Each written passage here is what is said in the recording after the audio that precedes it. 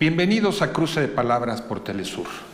Soy Luis Hernández Navarro y hoy nos acompaña en el estudio una periodista excepcional, Ana Lilia Pérez. Ana Lilia estudió en la Universidad Nacional Autónoma de México Comunicación, tiene maestrías, diplomados, incluyendo diplomados en la Universidad José Martí, en La Habana, Cuba, en el ITAM de México. Ha ganado más de una docena de premios de periodismo de investigación, incluyendo en Alemania, y es autora de 6 libros fundamentales para entender la actual tragedia mexicana de Tlahualilpan. Libros relacionados con la industria energética, con el petróleo y la corrupción. Muchas gracias por estar con nosotros. Luis, un honor estar contigo. Gracias. Ana Lilia, ¿nos podrías resumir qué sucedió en Tlahualilpan? Bueno, la tragedia que se vivió en México y que se siguen viviendo estas secuelas, todavía hay gente desaparecida, el número de muertos se incrementa, el efecto de devastación que hay en la zona, todo eso es resultado de un cúmulo de abandono dentro de la industria petrolera, de abandono social en México también, pero sobre todo de un eje central de toda esta problemática, que es el tema de la corrupción. La corrupción lacerante dentro de Petróleos Mexicanos, que es la principal empresa pública que tiene este país y una de las petroleras más importantes a nivel mundial, pero que ha sido por décadas mal administrada, mal operada, saqueada, expoliada.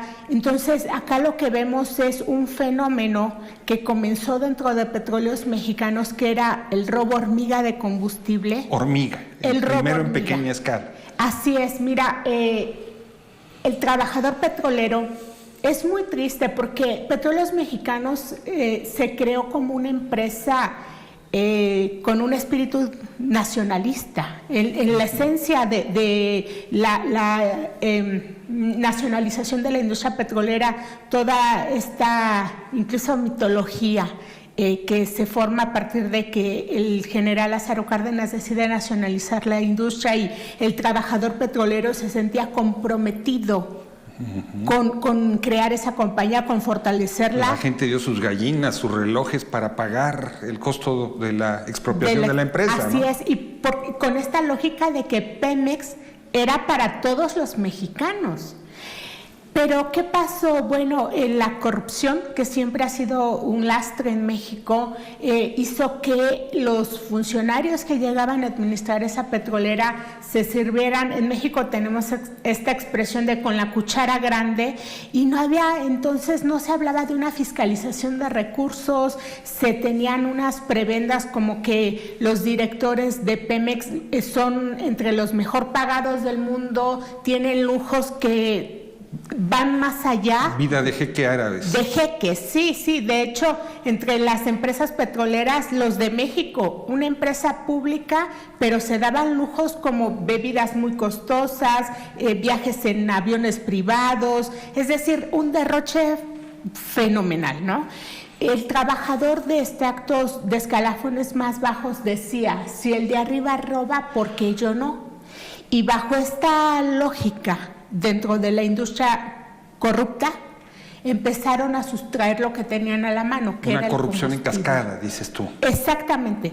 Y empieza esto de la sustracción en hormiga, que era sacar un poquito de lo que llevaban en las pipas, luego un poquito más, luego más y más y más. Y a esa sustracción que hacían, como ellos le mezclaban líquidos para que no se notara en las pipas que habían sacado una parte, le llamaban huachicolear. Este es un término de la industria petrolera. El huachicoleo, aunque la palabra originalmente tiene que ver también con adulterar el tequila en la región de Jalisco, añadiéndole alcohol de caña, ¿no? Un refinado de caña, para hacer una mezcla que sea más barata. Exacto, la adulteración, pero adulteras para que te rinda más algo. Entre los empleados petroleros llevaban las pipas como la pipa tiene un nivel que marca la cantidad que ellos debían entregar, si sustraían algo bajaba el nivel. Claro. ¿Qué hacían para que no se notara? Le mezclaban agua o cualquier otro producto que se encontraban. Entonces, hacer esa mezcla para encubrir una sustracción es a lo que le llamaban huachicolear. En el libro El Cártel Negro yo expongo esta palabra por primera vez, los huachicoleros, porque era algo del entorno petrolero, algo que ocurría cotidianamente. Pero el tema fue creciendo a medida que se fue acentuando más la corrupción dentro de Petróleos Mexicanos.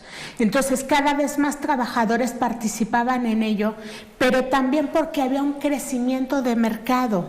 Y el mercado que estaba formado por empresas, franquicias de Petróleos Mexicanos, gasolineras oficiales, transportistas, es decir, por todo un sector industrial, demandaba cada vez más esos combustibles baratos porque eran robados. Entonces, a medida que crece la demanda de ese producto barato, crece también la sustracción. Y esa sustracción te lleva a que de los trabajadores de Pemex que participaban, los transportistas que trabajaban para Pemex, se vayan vinculando grupos del crimen organizado, se vayan involucrando cárteles de la droga y se vaya involucrando a comunidades.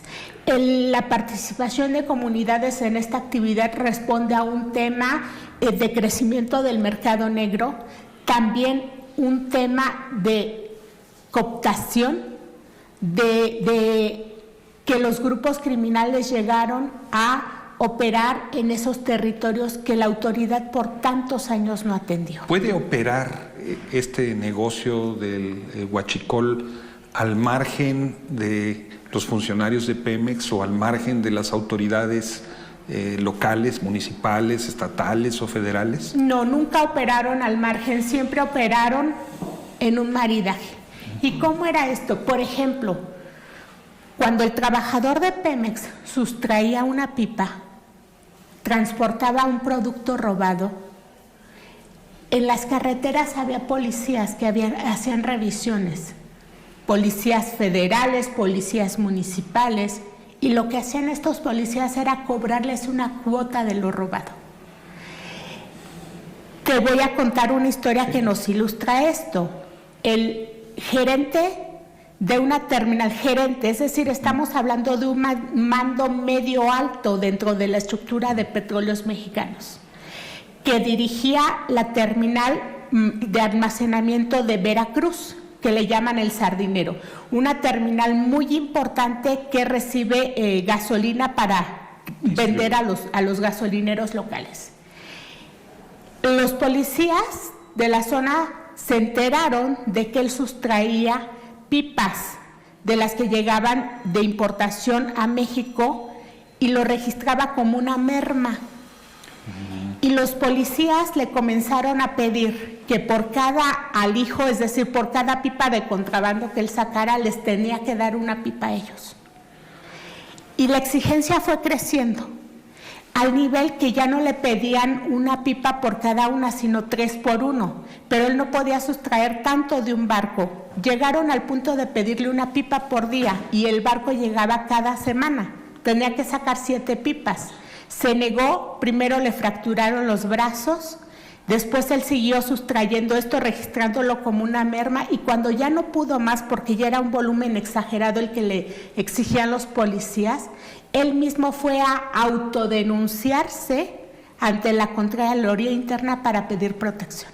De este tamaño es la complicidad de policías, de autoridades, de funcionarios con el robo de combustible. Estás hablando entonces de un ecosistema, de una telaraña. Sí, estamos hablando de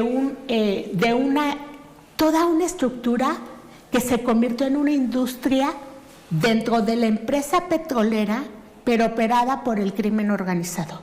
Estamos hablando de un nivel de operación que mueve millones de dólares en el mercado, en una economía legal, pero a partir de mecanismos ilegales. Tú señalabas el papel de las comunidades. Has escrito, has explicado cómo algunas de esas comunidades son obligadas a participar y cómo otras las hacen porque tienen un incentivo económico. Sí, a medida que los cárteles de la droga, grupos armados comenzaron a entrar a este negocio porque les resultó más redituable incluso que la distribución de droga. Más rentable. Más rentable. Yo he tenido testimonios de grupos de cárteles de la droga explicando por qué les resultaba más rentable, porque ellos podían, a través de esta sustracción facilitada desde dentro de Petróleos Mexicanos, también encubrir el negocio. Los cárteles tienen sus propias gasolineras. Han creado compañías que son contratistas de Petróleos Mexicanos. Han creado compañías que les sirven de fachada también para sustraer otro dinero mediante contratos fantasma, todo un mecanismo muy complejo de lavado de dinero. Pero además porque es un negocio seguro, porque es hasta la llegada de Andrés Manuel López Obrador al gobierno cuando se decide poner un alto a ese negocio, pero antes todo el tiempo fue permitido. Estamos hablando ¿desde cuándo? ¿Desde el gobierno de Carlos Salinas en 1989, 94 o va más, incluso más atrás? Mira, el robo hormiga era una práctica que sí fue creciendo junto a este periodo de Carlos Salinas de Gortari, por ejemplo. Empieza a operar una sustracción de petróleo desde el crudo que se sustrae de las zonas marítimas de México, también registrándose como una merma. ¿Y quién sustrae esto? Pues la gente que está ahí en los activos de producción.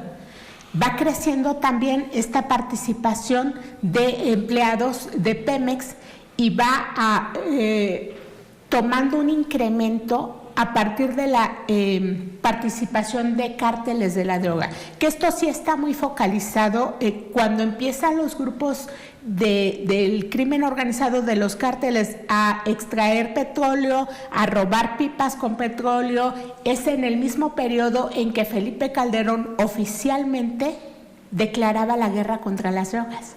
Es decir, oficialmente teníamos un presidente que decía que estaba en guerra contra los cárteles cuando los cárteles estaban haciendo negocios petroleros. ¿Te parece, Ana Lilia, si vamos a una pequeña pausa? Claro. Y ustedes, amigos, amigas, no se despeguen de su pantalla. Volvemos en muy breves instantes.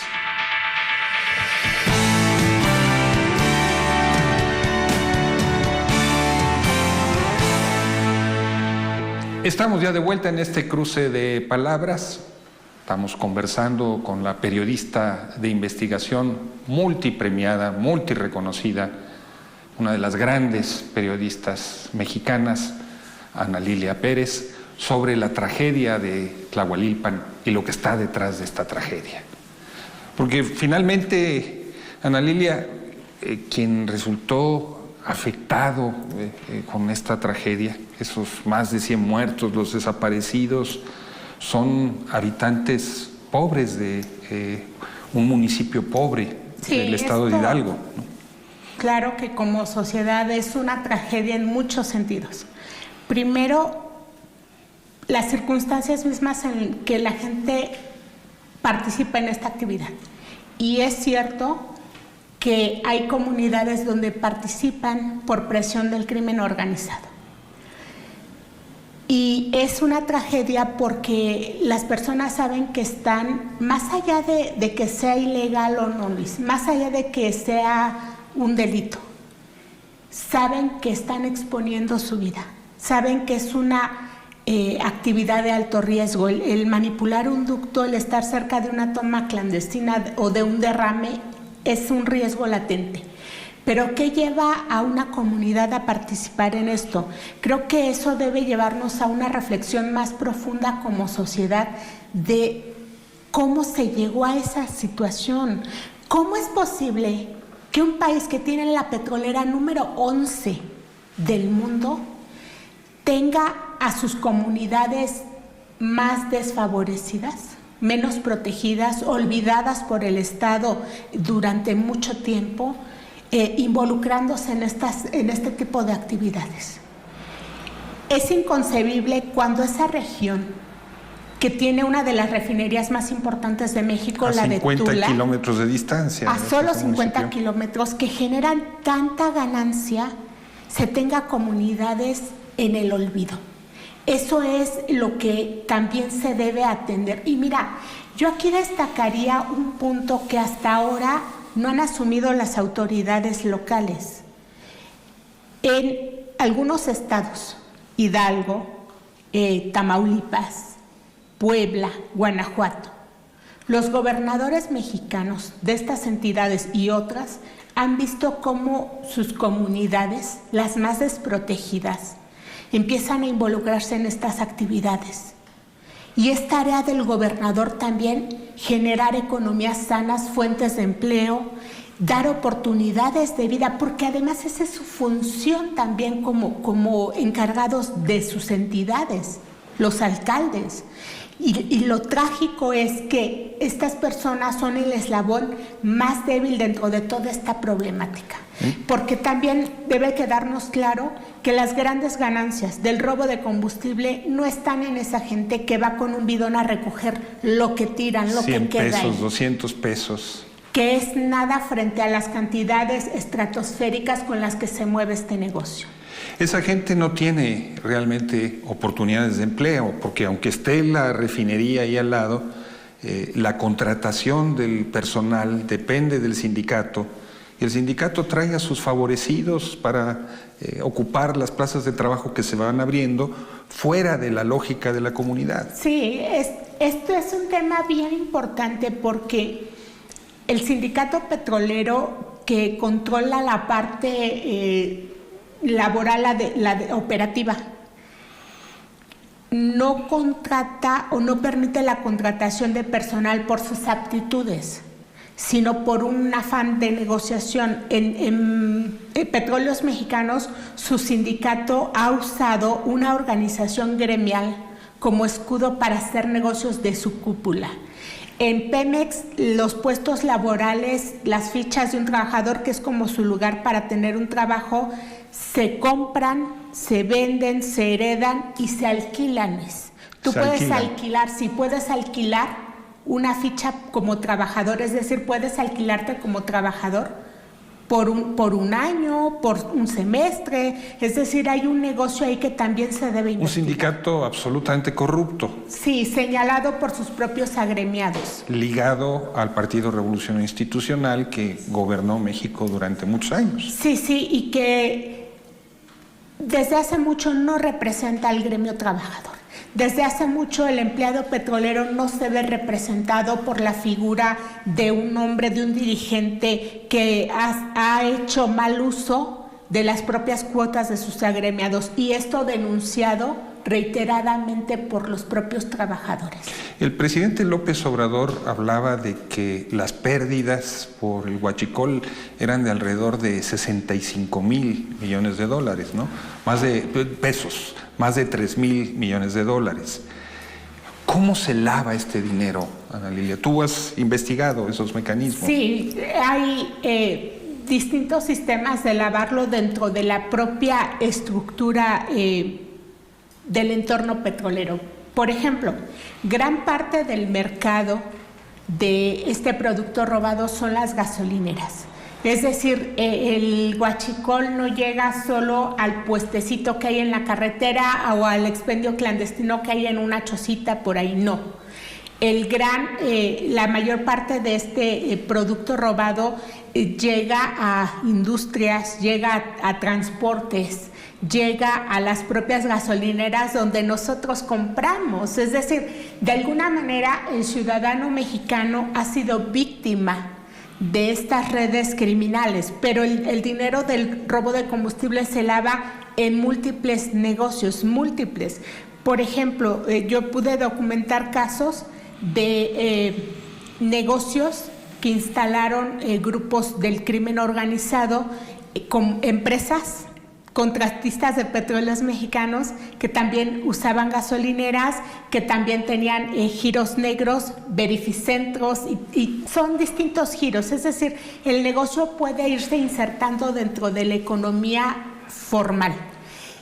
El problema es que también hubo un descuido de muchas autoridades en este país. Por ejemplo, la autoridad hacendaria, que debía haber identificado que en gasolineras oficiales, en compañías contratistas de Pemex, había lavado de dinero. Basta contrastar la gasolina que viene de las fuentes oficiales con las ganancias declaradas, ¿no? Sí, y en México hemos tenido gasolineras que pueden operar durante años sin comprarle una gota a Petróleos Mexicanos. ¿Qué significa Y sin importar esto? tampoco gasolina. Claro, y sin importar gasolina, porque además la importación es algo que viene con la reforma energética, pero son contadas, es el 5% del consumo interno el que se está importando. Todavía Petróleos Mexicanos tiene la distribución de más del 90% del combustible que se consume en México. Pero ¿qué pasa con esas gasolineras? Si no importan legalmente y tampoco le compran a Pemex, pues todo lo que venden es robado. Y muchas de esas gasolineras, su concesión, les han sido entregadas a políticos, a fuerzas organizadas ligados también a la estructura de poder local. Sí. Esto nos lleva también a tener mayor claridad de cómo el robo de combustible ha sido o se ha fortalecido como una industria criminal desde dentro de Petróleos Mexicanos. ¿Y por qué tanta omisión oficial? Si tú revisas el padrón de dueños de las más de 12,000 gasolineras que hay en México, te vas a un estado, te vas a un municipio, el dueño de la gasolinera es el alcalde, el jefe de policía, gobernadores dueños de gasolineras, grupos vinculados al poder, dueños de gasolineras. Es más, en el sexenio de Enrique Peña Nieto tuvimos un secretario de Energía, que en esa calidad de secretario de Energía presidía el Consejo de Administración de Pemex, que tiene toda una red de franquicias gasolineras. Allá había un tema de conflicto de intereses, pero bueno, a nadie le importó eso. A nadie le importó eso.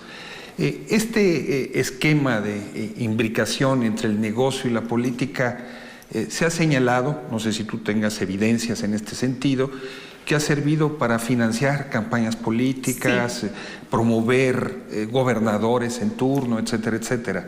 Es verdad eso, es verdad, y ese es uno de los graves problemas o una de las explicaciones de por qué ese delito no se combatía, porque todos hacían como que no lo veían. ¿Está siendo eficaz desde tu punto de vista la guerra contra el huachicol del presidente López Obrador? Bueno, al estudiar, al conocer el fenómeno tan a fondo como yo lo he conocido, como lo he padecido también, creo que el hecho de que por primera vez se reconozca oficialmente desde un gobierno en funciones que el tema del robo de combustible a Pemex, empresa pública del Estado, no es algo externo que viene desde dentro de Petróleos Mexicanos y que es crimen organizado operando este robo, para mí fue como el pensar que por primera vez se estaba comprendiendo la magnitud del problema, y no solo comprendiéndolo, se estaba planteándose algo que tenía lógica, algo que tenía que era acorde a la realidad. Se está identificando en distintos eslabones lo que ha pasado. Hay puntos medulares de esta estrategia que yo destacaría: el tema del lavado de dinero, que es sin duda uno de los eslabones más importantes y medulares para que funcione esta estrategia. Se está haciendo algo que se tenía que hacer. Hace muchos años, muchos años. Ana Lilia, muchas gracias por estar con nosotros. Gracias. Y ustedes, amigos, amigas, muchas gracias por su amable compañía. Ya saben, los esperamos la próxima semana aquí por Telesur.